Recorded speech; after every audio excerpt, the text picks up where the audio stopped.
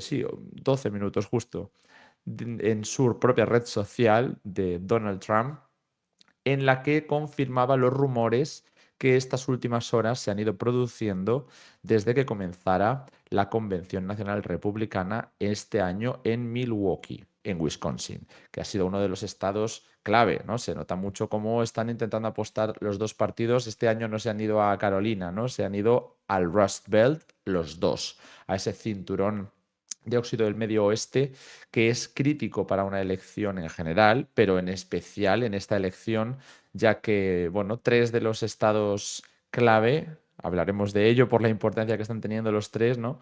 Se encuentran allí, en Wisconsin, en Michigan y en Pensilvania. Justo venía Donald Trump de Pensilvania, de un meeting donde se produjo ese tiroteo. Ahora en Wisconsin la elección parece estar enfocada hacia el candidato, bueno, a vicepresidente, con foco en Ohio, un estado del que también hablaremos enseguida, pero bueno, se encuentra en esta zona geográfica del Rust Belt, pero no es un estado tan bisagra como los otros que había en Liza. Digamos que durante estos últimos años ha sido un poco más leaning Republican, ¿no? Un poco más republicano de lo que estábamos acostumbrados. Recordad que Ohio tradicionalmente ha sido el estado que se considera termómetro, ¿no? De una elección en Estados Unidos, mientras que los demócratas van a tener su convención también muy cerquita, en este caso en Illinois, si no me equivoco, ¿no? Bueno, Carlos, vamos a, a comenzar a analizar un poco toda esta información que tenemos sobre la mesa, porque ya solamente lo del vicepresidente o lo del atentado, ¿no? El tiroteo o lo de Joe Biden nos daban para un directo individual. Así que vamos a hacer una primera valoración de la situación en Estados Unidos y ahora vamos con cada uno de ellos. Pues sí, en efecto, llevamos ya bastante tiempo siguiendo la campaña electoral estadounidense, pero la verdad es que en las últimas semanas se nos ha juntado todo y hemos tenido que hacer, de hecho, varios directos absolutamente inesperados con los que no contábamos a causa de cómo se han ido sucediendo los acontecimientos de manera totalmente inesperada, desde esa estrepitosa intervención de Biden en el debate contra Trump, que tanta polémica causó y que aceleró y aumentó enormemente las presiones para forzar su renuncia, que aún no han conseguido en cualquier caso, hasta el atentado del que ya todos tenemos conocimiento contra Trump, el fallido atentado contra Trump en la noche del sábado, hasta esta nominación vicepresidencial que hemos recibido por adelantado porque ya sabéis, en cualquier caso iba a ser en la Convención Republicana cuando Trump lo comunicase, pero no se esperaba que fuese ya hoy a través de su red social, Truth Social, acaba de lanzar este comunicado en el que anuncia que J.D. Vance será su candidato a vicepresidente. No estaba en las quinielas este nombre hasta hace relativamente poco, no era uno de los nombres que se estaban barajando, pero finalmente será elegido y bueno, sí, ese es un poco el resumen de todo lo que ha ocurrido hasta ahora. Veremos ahora los próximos días, porque esta convención republicana, tras este fallido atentado en el que Trump ha quedado retratado prácticamente como un mártir, va a ser poco menos que una coronación de su candidato a presidente. De hecho, bueno, estamos viendo en pantalla ese tweet, por llamarlo tweet, ¿no? Pero no es en Twitter, digamos que era, como decís, en Social, Truth sí. Social Mm. de Donald Trump, en el que, bueno, hay dos detalles que me parecen relevantes. El primero, como delinea completamente el perfil del candidato, explicando todas sus bondades, quizá porque es más desconocido que los que hasta ahora estaban sonando.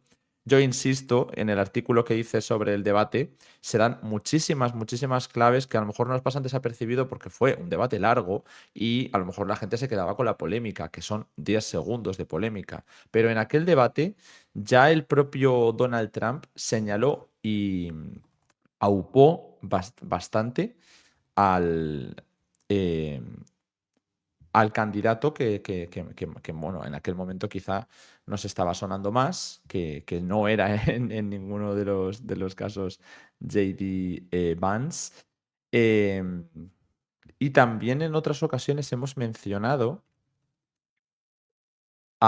bueno, en aquel momento, pero que no he dicho el nombre, Tim Scott, que no se me olvide, porque era un perfil muy importante, ¿no? Afroamericano, senador de Carolina del Sur, enfocada quizá en la zona del sureste, con ese perfil podría haber sido un peso importante, pero otros candidatos que también han sonado mucho, personalmente yo lo veía con más posibilidades hasta hace no mucho, era Marco Rubio, ¿no? También buscando compensar, como explicábamos Carlos y yo muchas veces, un perfil ahora mucho más ultraconservador como es Donald Trump, en lugar de como en las anteriores elecciones, que su vicepresidencia fue más ultraconservadora que lo que era él o que lo que representaba él en bases de apoyo, un perfil más neoyorquino, como decimos, y en un empresario. Digamos que ahora han cambiado las tornas y quizá un Marco Rubio o un Tim Scott me podían encajar mejor. Y como digo, ya en el debate habló bastante bien de Tim Scott. Entonces, cuando de repente vemos que está hablando de Vance como candidato a vicepresidencia, pues han cambiado un poco los enfoques. Nos empieza a hablar de sus estudios, su experiencia en Ohio, en el ejército, y también nos habla de su libro, como es un bestseller y hay una película, empieza como a darle mucho bombo a las actividades previas de Vance, pero aquí viene el detalle interesante. Señala que durante la campaña va a ser un perfil fuertemente enfocado en la gente por la que, bueno, dice que ha luchado, los trabajadores americanos y los granjeros, ¿no? De Pensilvania, Michigan, Wisconsin, Ohio, Minnesota y más allá. Literalmente, él está señalando el enfoque. En lugar de apostar por un perfil de Carolina del Sur, que yo considero que habría sido muy positivo para compensar otras carencias de Donald Trump, ha apostado por full Rust Belt. Eso es lo que parece. A pesar de lo que explicábamos de Ohio, quizá no habría tantos candidatos con peso que tuvieran esas papeletas, y finalmente ha apostado por un perfil de Ohio, señalando muy claramente, pues eso, ¿no? Veniendo de Pensilvania y Wisconsin ahora con la convención, el clarísimo enfoque de esta campaña republicana por el Rust Belt. Eso es lo que ahora mismo podemos, o al menos yo, infiero de este mensaje que ha lanzado Donald Trump, Carlos.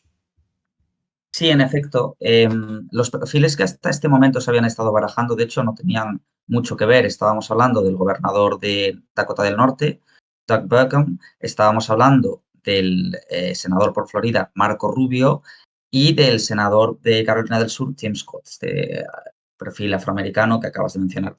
Con Marco Rubio había un pequeño problema técnico que se había planteado, y es que la legislación estadounidense impide que el candidato a presidente y vicepresidente de un mismo ticket provengan del mismo estado. Y Donald Trump, que se presentó a las elecciones de 2016 siendo residente en Nueva York, movió su residencia a Florida, bueno, de hecho quejándose pues, del trato que había recibido por parte de los neoyorquinos, y en las elecciones de 2020 ya se presentó por Florida. Por lo tanto, Marco Rubio, que es senador por Florida, no podía concurrir a la vez que él, aunque bueno, el mismo Trump había asegurado en alguna entrevista que tampoco sería un plan inconveniente porque sería muy fácil que él mismo se volviese a trasladar de residencia. La elección de J.D. Vance, veremos a ver en qué resulta. De momento, quizá lo más reseñable de este perfil y lo que más se puede destacar, en mi opinión, es precisamente que es el autor de este libro que has mencionado, que se convirtió en un bestseller y que no es un libro cualquiera. Es un libro que se titula Hillbilly Elegy, que se puede traducir algo así como Elegía Rural, Rústica o Montañesa. Es un libro que delinea la base electoral del movimiento Make America Great Again, es decir, la base electoral de Trump. Es una elegía, como bien dice el título, pues a todos esos olvidados, a quienes desde su primer mandato se dirige Trump constantemente, a los left behind, a los perdedores de la globalización, aquellos que han sido olvidados por el establishment y a quienes Trump promete devolver su voz. Casa muy bien con esta idea de Trump que repite en muchos de sus discursos y que seguramente veamos con más insistencia a partir de ahora, esa idea de que no van realmente a por mí, sino que van a por ti y yo estoy solo en el medio, porque, y entonces, como no es que me quieran quitar la libertad a mí, sino que como yo no voy a dejar que a ti te la quiten, por eso van a por mí. Algo así, es una idea que ha repetido bastante, devolver la voz a quienes no son escuchados y entiendo que, bueno, Trump en este caso se ha guiado además por un feeling personal y creerá efectivamente que J.D. Vance es quizá el más adecuado para defender este mensaje y para llegar con más eficacia a este votante. Es curioso en todo caso porque J.D. Vance nunca fue un... no, si hacemos un loyalty check, J.D. Vance no destaca precisamente por la lealtad que ha mostrado a Trump desde que Trump es alguien en el Partido Republicano. Es decir, haciendo caso a la hemeroteca, podemos ver cómo en 2016 llegó a sugerir que nunca apoyaría a Trump y lo comparó con Hitler. Es decir, y su transformación en un candidato fervientemente trumpista no ha sido hasta hace muy poco, lo que hace dudar a muchos de si su lealtad es real o solamente interesada. No fue hasta las elecciones, las midterm de 2022, cuando se volvió realmente favorable a Trump. Hasta entonces nunca tuvo una postura claramente a favor del expresidente. Por lo tanto, es curioso que haya optado por este perfil en lugar de por otros que sí, con los que sí tenía garantizada una lealtad mucho mayor. Y como mencionaba Alejandro, pues en efecto las tornas han cambiado en la medida en que Trump en 2016 se sirvió de Mike Pence para traerse de ese electorado ultraconservador de corte evangélico con el que él no casaba en exceso. Bueno, pues a la vista está porque nunca ha tenido lo que podríamos llamar una vida privada modélica y por lo tanto eso en aquel momento no era algo que agradase en exceso al votante conservador, sino que más bien lo espantaba.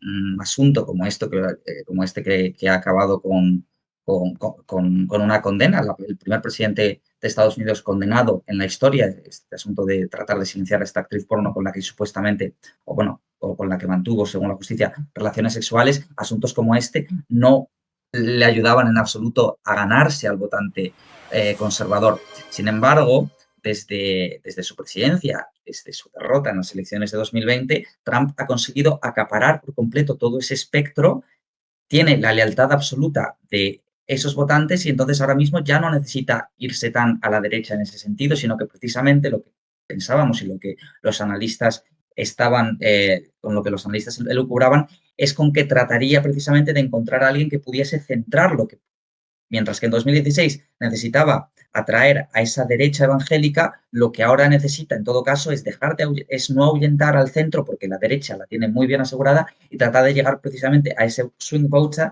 que es quien va a decidir en última instancia los resultados de las elecciones. En un ambiente además tan polarizado como el que hay en Estados Unidos ahora mismo, los votantes que tienen claro que van a votar a Trump y los votantes que tienen claro que van a votar a Biden son la mayoría y quienes van a decidir que gane uno u otro van a ser los pocos indecisos que quedan, porque en el ambiente actual de polarización la mayor parte de la población tiene muy claro con quién va y tiene muy claro a quién va a apoyar, hasta el punto también de que, de esto hablaremos más adelante, solamente estoy digamos, dejando algunas pinceladas de las ideas que se me vienen a la cabeza, pero hasta el punto de que el tiroteo del otro día, por mucho que se haya hablado de que puede ser decisivo, es probable que ni siquiera haya movido demasiados votos, porque es que los votos ya están ahí, la gente tiene muy claro que apoya a Trump y lo único que esto va a hacer en todo caso es movilizar aún más a los votantes, pero no va a ayudar a convencer a los votantes, a quienes iban a votar a Biden, de votar a Trump por este atentado, eso no va a pasar.